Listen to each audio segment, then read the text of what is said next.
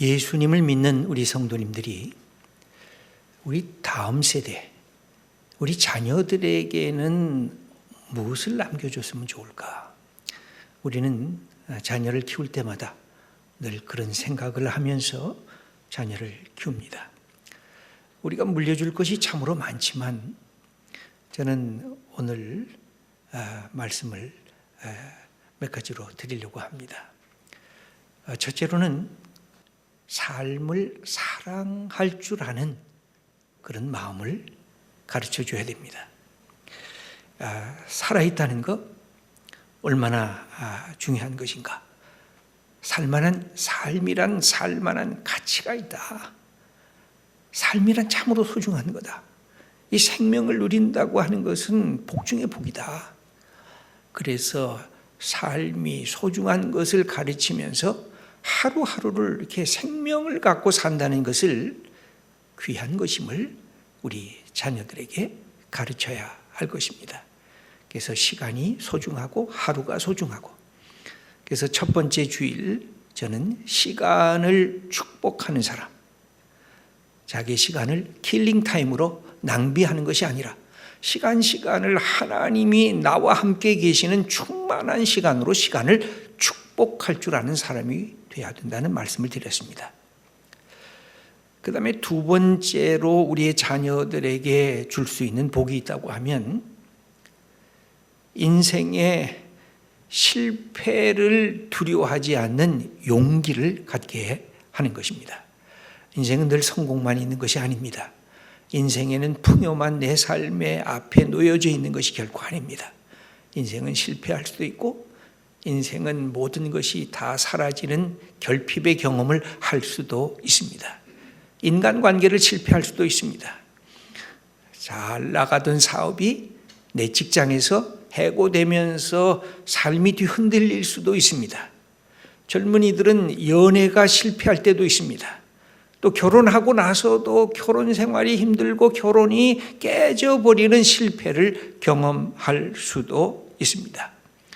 인생의 수많은 목표를 내가 결정을 하지만 그 결정대로 목표가 이루어지지 않는 이 삶이 결코 잘 나가는 것만이 아니라 인생이 아픔에 있다는 그 사실을 우리가 경험할 수밖에 없습니다. 그때 그 실패했을 때 내 인생을 포기하지 않는 것, 내 인생을 그냥 저 구렁텅이 속에 빠뜨려 버리고 그냥 내버려 두지 않는 것. 우리 신앙의 선배들도 실패하지 않은 사람이 없습니다.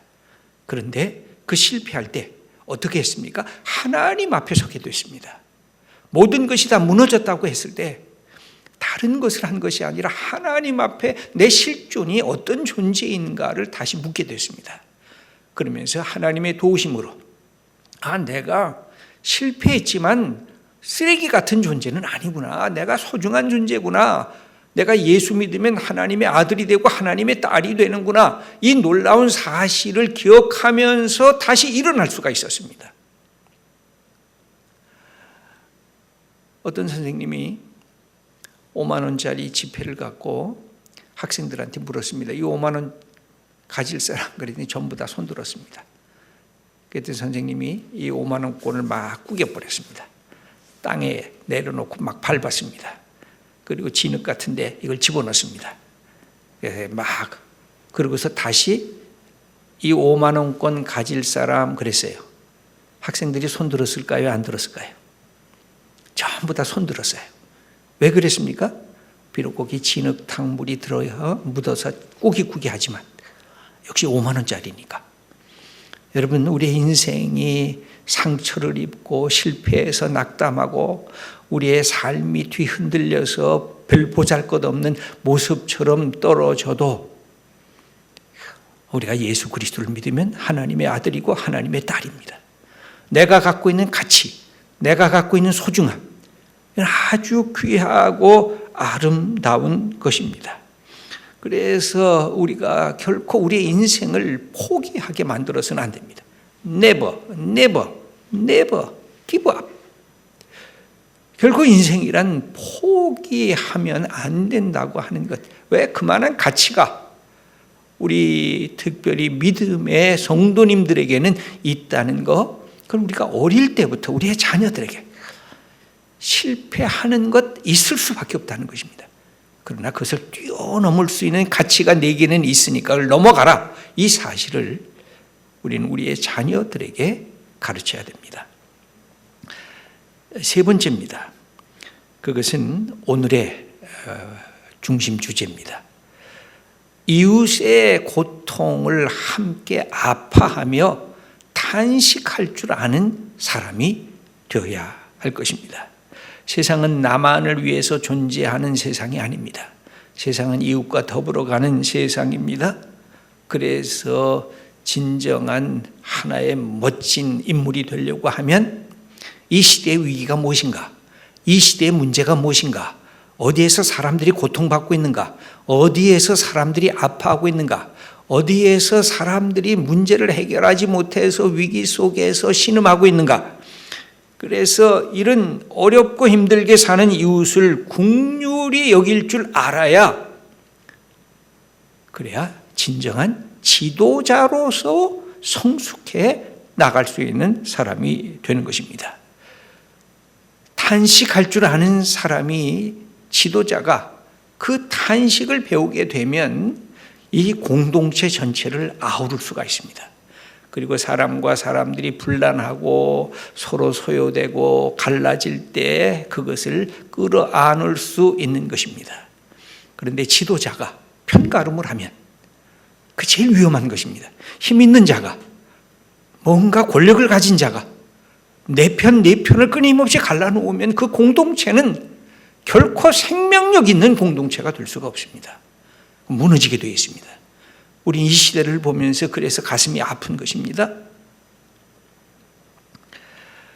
유발 하라리라고 하는 무신론적 유대 역사 철학자가 있습니다. 이 사람 글이 많은 젊은 청년들에게 영향을 주고 있는데, 호모사피엔스라고 하는 책, 그리고 호모데우스라고 하는 책을 하면서 제4차 혁명 가운데 AI, 인공지능을 통해서 인간이 새로운 인간 존재가 된다. 호모사피엔스라고 하는 지혜적 인간에서 이제는 하나님과 같은 호모데우스와 같은 인간으로 성숙할 수 있을 거다. 그런 장밋빛 그런 인생의 비전을, 미래 비전을 제시했습니다.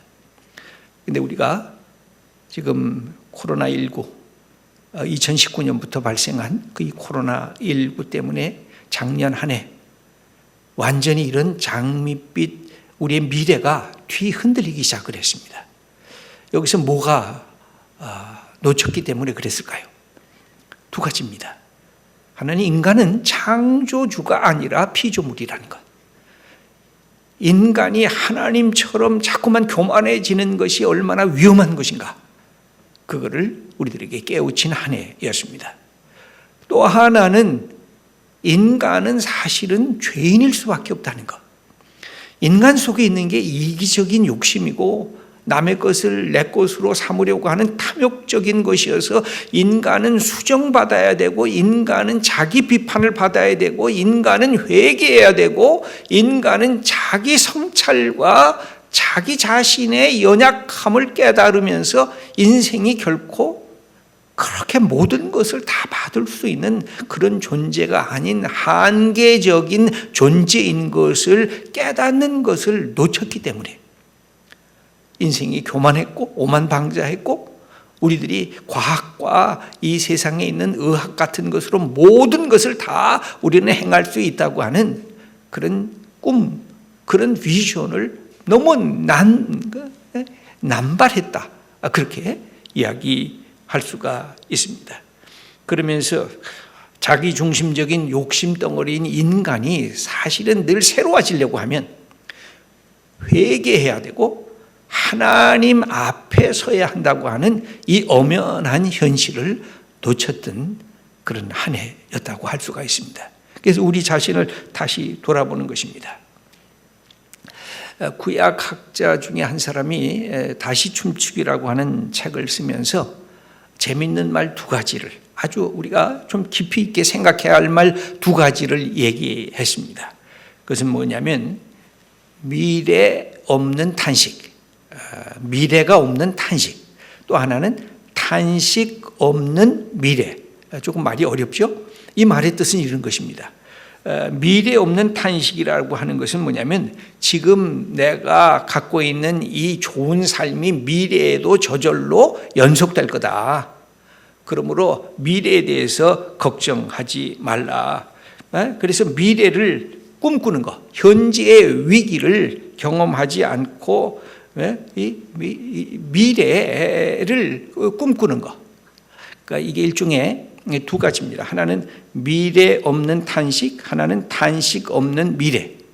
그러니까 미래 없는 탄식은 거꾸로 반대입니다. 미래를 꿈꾸지 않고 현실의 문제에, 자기 문제에 대해서 탄식만 하고 나는 안 된다, 나는 할 수 없어, 나는 포기해야 돼. 여러분, 어떤 사람이 나는 흙수저야, 우리 아버지는 돈도 못 벌어, 우리 어머니는 배운 것도 없어, 나는 그래서 제대로 어릴 때 공부한 것이 없어, 나는 그래서 아무것도 할 수 없어, 나는 무능하야. 그러면서 미래를 꿈꾸지 않으면서 현실의 부족함 속에 자기를 가둬두는 거, 안 된다는 것입니다. 여러분, 그러면 어떻게 됩니까? 그러면 자포자기가 되고 세상을 비관하게 되고, 내가 이렇게 잘못된 것은 부모님 탓이요, 내가 이렇게 어려움을 처한 것은 이 세상 사람들 때문이라고 다른 사람들에게 책임을 전가하면서 인생이 망가지는 것입니다. 그래서 이 미래 없는 탄식, 이런 길로 가는 우리의 모습이 있으면 과감하게 이것을 거절해야 된다는 것입니다. 그 다음에 또 반대가 있습니다. 탄식 없는 미래. 아까 말씀드린 대로 미래는 꿈꾸면서, 미래는 장미꽃으로 이루어질 거다고 하면서 현재의 문제, 현재의 약점, 현재 갖고 있는 우리 인간성의 본질에 그 나타나는 어려움들을 외면해버리는 것. 이것은 아주 또 위험한 것입니다. 그러면 인간이 교만해지고 인간이 탄식을 안 하면서 미래만을 꿈꾸고 있었을 때 그것은 또 다른 문제가 발생하게 됩니다. 여러분 기억하십니까? 누가복음 12장에 보면 어리석은 부자 이야기가 나옵니다. 내가 이번에 모든 농사가 풍요롭게 돼서 내 창고에다가 가득 곡식을 쌓아둘 거다. 그래서 내일 모레 내가 먹고 마실 거 부족함이 없다.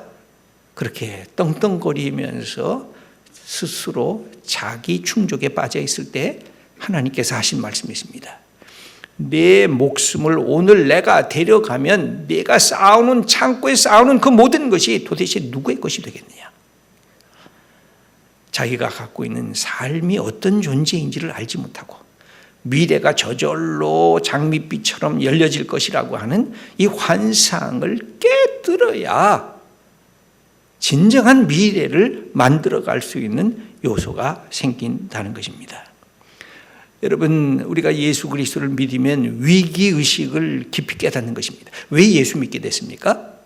내가 얼마나 부족한 인간인지, 내 속에 얼마나 악이 있는지, 내가 얼마나 하나님을 사랑하기보다는 나를 사랑하는지, 내가 이웃에게 넉넉하게 베풀기보다는 내 것만을 채우는지, 그래서 우리 속에 연약함이 있음을 깨닫고 우리는 탄식했기 때문에, 그래서 회개했고 나는 죄인입니다 고백하게 됐고, 예수님만이 내 인생의 주인입니다, 예수님만이 용서자시고 예수님만이 생명입니다 하고 받아들였던 것이 우리가 탄식할 줄 아는 사람이 되었기 때문에 그런 것입니다. 그래서 이건 아주 중요한 것입니다. 오늘 읽은 로마서 8장을 보면 탄식의 이야기가 나오는데 세 가지의 탄식이 나옵니다. 하나는 피조물의 탄식, 하나는 우리 예수 믿는 성도들의 탄식, 놀랍게도 세 번째는 성령님의 탄식의 이야기가 기록이 되어져 있습니다. 첫 번째는 피조물의 탄식입니다. 이 세상 피조물이, 자연 만물이, 아니 인간, 하나님이 만드신 모든 피조물이 다 탄식 속에 들어가져 있다는 것입니다. 왜 그랬을까요? 첫 인간 만들었던 아담과 하와가 하나님 앞에 범죄하면서 이 세상이 같이 그 하나님의 주신 형벌 속에 들어가져 버립니다. 그래서 여기에서 인간이 타락하게 되고 세상이 고통을 받는 자리까지 간다고 기록이 되어져 있습니다. 여러분 한번 로마서 8장 22절 제가 한번 읽어보겠습니다. 피조물이 다 이제까지 함께 탄식하며 함께 고통을 겪고 있는 것을 우리가 아느니라. 이 세상의 모든 피조물들이 고통을 받는데 인간들 때문에. 그래서 이 피조물들도 누구를 기다리냐면 하나님을 하나님 되게 하는 하나님의 자녀들이 나타날 것을 기대하는데, 로마서 8장 19절을 보면 이렇게 기록이 되어 있습니다. 피조물이 고대하는 바는 하나님의 아들들이 나타나는 것이니라. 하나님의 아들들이 누구예요? 바로 예수 믿는 우리들이에요. 믿음의 사람들, 하나님을 아는 사람들, 하나님이 이 온 우주를 왜 만들었는지를 깨닫는 사람들, 하나님이 이 세상의 주인이고 우리는 하나님 나라를 위해서 쓰임받겠다고 작정한 하나님의 아들들, 하나님의 자녀들이 나타날 것을 이 온 세계가 기다린다는 거예요. 여러분, 예수 믿지 않는 사람들에게도 모든 부와 재물과 권력이 있어도 불안해요. 뭔가 걱정이 돼요. 아, 인생 이렇게 살아도 되는가? 죄책감 속에서 고통을 받아요. 그들이 하나님의 사람이 되기를 하나님도 원하시고 피조물도 원하면서 탄식하고 있다는 것. 그래서 계시록 맨 마지막이 뭐로 끝나요? 하나님께서 새 하늘과 새 땅을 만드시는 거예요. 모든 피조 세계가 하나님의 사람들을 통해서 회복이 되는 역사를 만들어 주시겠다고 하는 것. 이 피조물이 탄식하는 것. 그래서 우리가 이런 코로나19의 팬데믹의 전염병 속에서 우리가 자연을 함부로 대했구나, 자연을 착취했구나, 자연을 마음대로 동물의 세계들을 우리가 함부로 대해서 이 세계가 우리를 향해서 이렇게 저항하고 있구나. 그걸 우리가 거꾸로 깨닫게 되는 것입니다. 두 번째 탄식이 있습니다. 이것은 성도들, 믿음의 사람들의 탄식입니다. 로마서 8장 23절의 말씀을 제가 읽어보겠습니다. 그뿐 아니라 또한 우리 곧 성령의 처음 익은 열매를 받은 우리까지도, 믿음의 사람들이죠. 성령의 처음 익은 열매를 받은 우리까지도 속으로 탄식하여 양자될 것, 곧 우리 몸의 속량을 기다리느니라. 우리가 하나님을 아바 아버지라고 부르지 않습니까? 하나님의 아들이 하나님의 딸이 됐습니다. 그러나 오직 마지막 세계, 영광의 세계는 아직 못 들어가 있습니다. 우리는 영생을 가졌지만 아직도 죽고 있습니다. 우리는 죄 용서를 받았지만 하나님의 마지막 천국의 세계, 영원한 세계 기쁨의 자리에 아직 못 참여하고 있습니다. 우리는 이 땅에 살면서 이 땅에서 나타나는 모든 세계 아픔들에 그냥 들어가져 있습니다. 초대교회 성도님들은 이런 꿈과 비전, 하나님의 영광을 바라보면서 고난 속에 들어가져 있습니다. 그래서 그들이 탄식하고 있습니다. 하나님, 이제는 여기서 벗어나게 해주세요. 이제는 궁극적으로 하나님과 영원히 사는 생명의 세계에 우리가 동참하게 해주세요. 그러면서 그들도 약속을 받았지만 궁극적으로 약속이 완성되는 그날 미래를 바라보면서 탄식하고 있는 것입니다. 우리의 탄식이 있습니다. 이 시대를 보면서 이 시대의 고통과 이 시대가 갖고 있는 이 모든 천박한 하나님을 대적하는 우상들을 보면서 탄식하는 것입니다. 그래서 참음으로 소망을 가지라고 우리들에게 부탁하고 있습니다. 세 번째 탄식이 있습니다. 그것은 성령의 탄식입니다. 로마서 8장 26절에 이렇게 기록이 되어 있습니다. 이와 같이 성령도 우리의 연약함을 도우시나니, 그렇게 되어 있습니다. 성령이 지금 우리가 탄식하면서 주님 우리가 부족합니다 했을 때 우리의 연약함을 성령이 탄식하시면서 우리를 돕는다는 것입니다. 그래서 우리는 마땅히 기도할 바를 알지 못하나 오직 성령이 말할 수 없는 탄식으로, 거기 탄식으로 그렇게 되어 있죠. 우리를 위하여 친히 간구하시느니라. 성령께서 우리가 힘들어하고 우리가 외로워하고 우리가 슬퍼하고 우리가 낙심할 때 성령님께서 우리의 기도 속에 동참해 주신다는 거예요. 내가 너와 함께 하겠다. 내 기도를 듣겠다. 내 기도를 하나님 앞에 아뢰겠다. 내가 너와 함께 너의 연약함을 내가 돕겠다라고 말씀하시면서 성령님께서 우리의 탄식하면서 우리의 고난받는 우리의 자리 속에 동참하고 계신 것입니다. 그래서 성령님이 탄식하시면서 우리는 하나님이 나와 함께 계시는구나. 하나님이 내 기도 속에 동행하시는구나. 여러분, 기도란 뭐예요? 기도란 또 다른 의미의 탄식이거든요. 내 속에 탄식하면서 기도하는 거거든요. 하나님, 이거 이루어주세요. 하나님, 도와주세요. 하나님, 내 삶의 실존이 참으로 곤고합니다. 하나님은 나의 반석, 하나님은 나의 피난처, 하나님은 나의 요새. 그렇게 기도할 때 탄식의 기도를 성령님께서 함께 탄식하시면서 그것을 도우시고 그것을 하나님 앞에 다시 아뢰 주신다는 것입니다. 여러분, 이것은 참으로 놀라운 것입니다. 그럼 하나님의 목표는 뭘까요? 하나님께서 성령님을 통해서 탄식하시면서 우리 그리스도인들, 우리 성도님들을 어떤 방향으로 이끌고 가시려고 하는 것일까요? 저는 이 구절이 오늘 그 구절까지는 안 읽었습니다만 로마서 8장 28절 이 화면에 나와시죠? 거기 그렇게 써 있어요. 우리가 알거니와, 너무 좋아하시는 구절이죠. 우리가 알거니와 하나님을 사랑하는 자 곧 그의 뜻대로 부르심을 입은 자들에게는 모든 것이 합력하여 선을 이루느니라.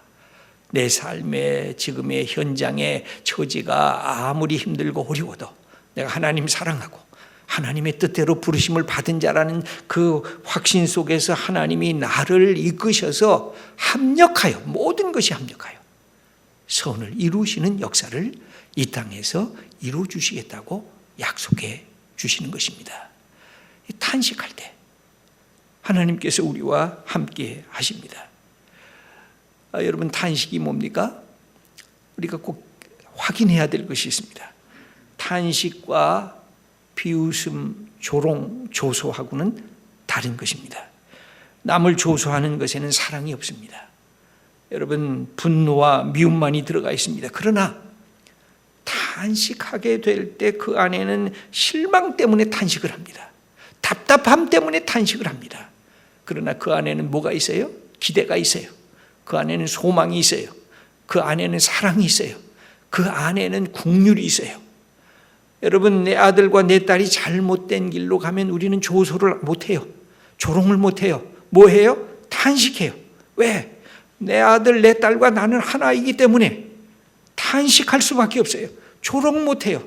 그러나 TV에서, 신문에서 누군가가 잘못된 길을, 행위를 했다 그러면 우리는 뭐해요?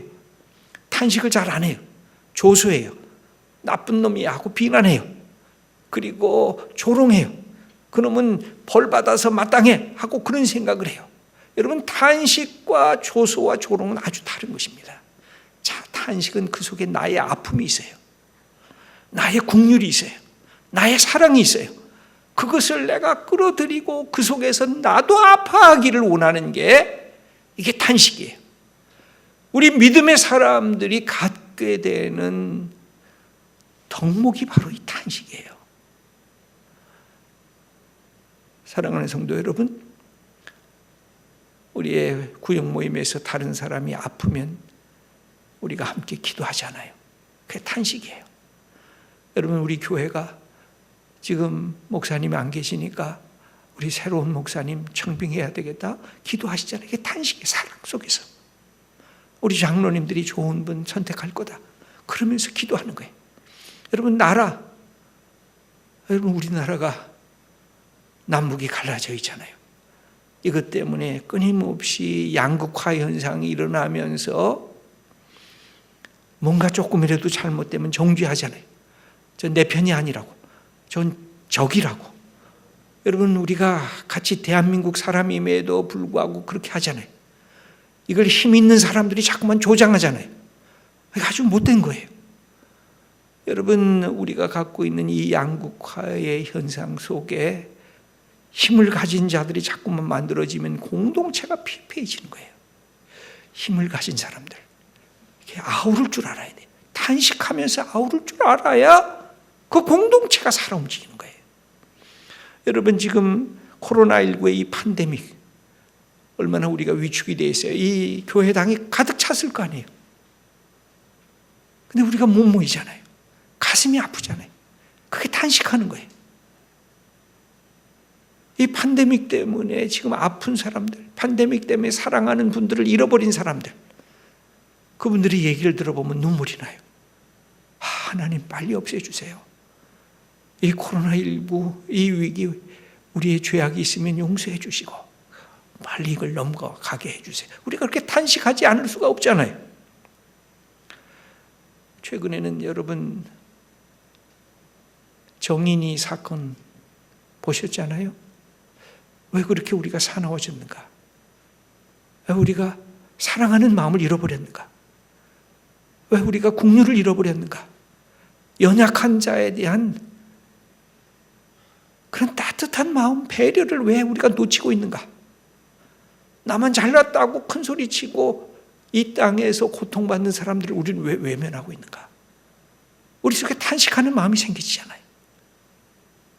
그래야 우리가 변화되기를 시작하는 거예요.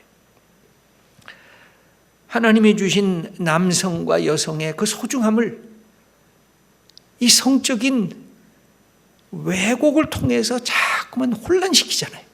그러니까 가슴이 아픈 거예요. 여러분, 우리 시대의 과학 만능주의에 의해서 과학만 붙잡으면 모든 것이 잘 될 거라고 아니잖아요. 인간성이 바로 서야, 어떤 인간성을 갖고 과학을 해야 그 과학이 살아있는 과학이 되고 우리를 돌아보는 과학이 될 텐데 그렇게 우리가 가지 못하고 있잖아요. 한국교회는 어때요? 한국교회도 이 위기에 맞고 있잖아요. 한국교회가 존경심을 자꾸만 잃어버리고 있잖아요. 한국교회 성도님들이 얼마나 그동안 참으로 귀했어요. 근데 우리 속에 죄악들이, 우리 속에 교만이, 우리 속에 분열이, 우리 속에 자만이 우리를 사로잡으면서 한국교회가 흔들리고 있어요. 특별히 영적 지도자들의 교만과 영적 지도자들의 잘못된 행위 때문에 한국교회가 흔들리고 있어요. 가슴이 아프잖아요. 그래서 기도하지 않습니까? 그게 탄식이에요. 여러분, 우리가 탄식할 줄 아는 사람이 돼야 돼요. 예수 믿는다고 하는 것은 하나님의 마음으로, 예수님의 마음으로, 성령의 마음으로 내가 있는 이 시대를 보면서 탄식할 줄 알면서 하나님은 이 속에 내 죄악이 있군요. 이 속에 우리의 죄악이 있군요. 이 속에 우리가 어떻게 해야 이 참된 변화가 있을 수 있을까요? 그때 하나님이 우리에게 소망과 희망과 기대를 우리 속에 주시는 것입니다. 여러분, 탄식하는 게 연약한 자가 그냥 탄식한다, 그게 아니에요. 진짜 시대를 분별할 줄 아는 사람이, 그리고 예수님의 마음을 품은 사람만이 이 탄식의 자리에 들어갈 수가 있어요. 여러분들의 기도가 바로 그렇습니다. 그래서 우리의 탄식을 통해서 나 자신도 변하고 우리 교회도 변하고 우리가 처해 있는 이 시대까지 변화되는 역사가 일어났으면 거기에 우리 기쁜 소식 교회가 그 중심에 귀한 역할을 감당할 수 있으면 얼마나 좋을까. 여러분, 첫째 주일에는 시간을 축복하는 사람, 둘째 주일은 하나님의 기쁨이 된 사람, 그리고 오늘은 탄식할 줄 아는 사람. 여러분, 우리 속에 이런 복된 마음을 갖고 부딪히는 문제가 무엇인지 하나하나 보면서 하나님과 함께, 성령님과 함께 우리의 삶을 열어가는 우리 복된 성도님들 다 되시기를 축원합니다.